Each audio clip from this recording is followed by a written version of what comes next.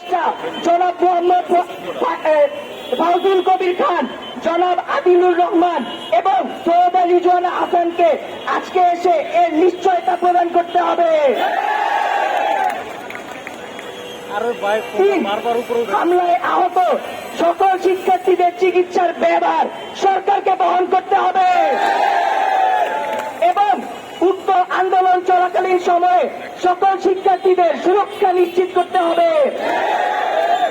Police দিয়ে এই যৌক্তিক আন্দোলনে আর কোন প্রকার হামলা করা যাবে না।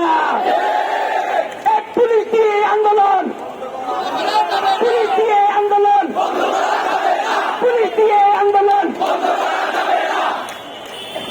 4, রোকন ভাইয়ের উপর হামলাকারীদের অনতিবিলম্বে গ্রেফতার করে আইনের আওতায় আনতে হবে এবং চাকরি থেকে বহিষ্কার করতে হবে। ভাই আপনি একটু এদিকে থাকেন।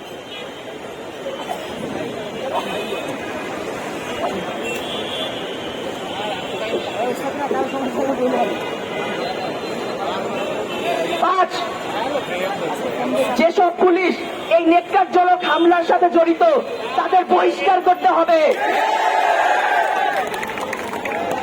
পুলিশ দিয়ে